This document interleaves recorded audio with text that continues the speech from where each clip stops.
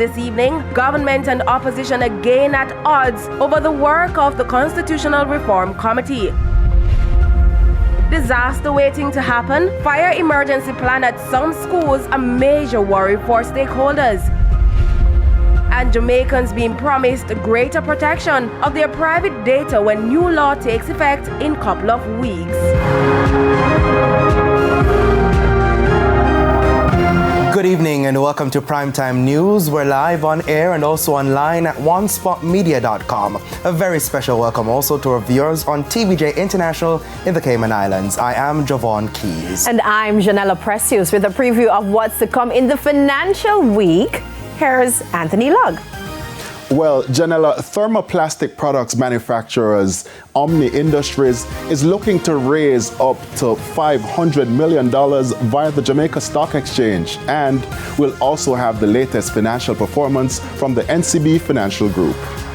Thank you so much, Lug. Now with a preview of what's to come in sports, here's Jordan Ford.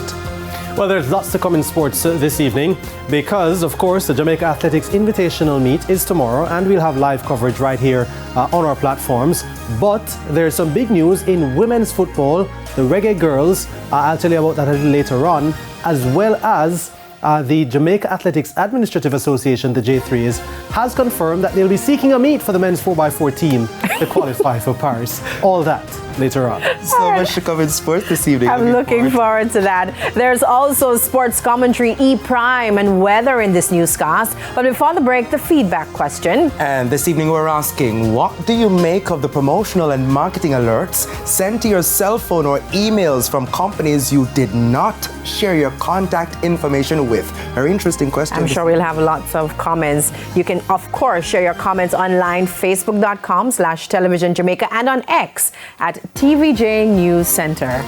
That's right. Please stay with us. TVJ's Primetime News returns right after this break.